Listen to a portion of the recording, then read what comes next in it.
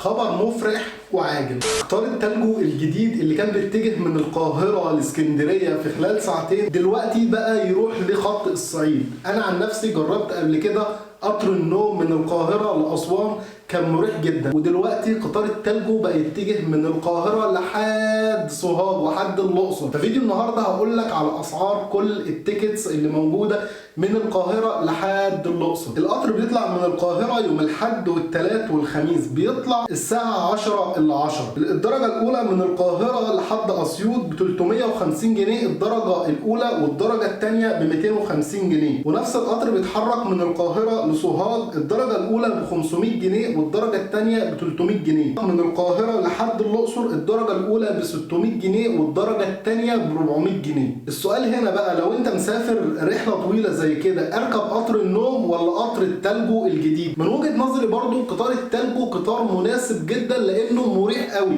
وسريع جدا جدا. قطار النوم اللي ركبته من القاهرة لأسوان خد حوالي 16 ساعة. أتوقع إن القطر دون هيوصلك في وقت أقل بكتير. لو أنت جربت قطار التانجو يا ريت تكتب لي في الكومنتات، ولو جربت قطر النوم برضه يا ريت تكتب لي في الكومنتات. اتمنى يكون الفيديو عجبك. لو الفيديو عجبك اعمل لايك واعمل فولو واعمل شير. سلام.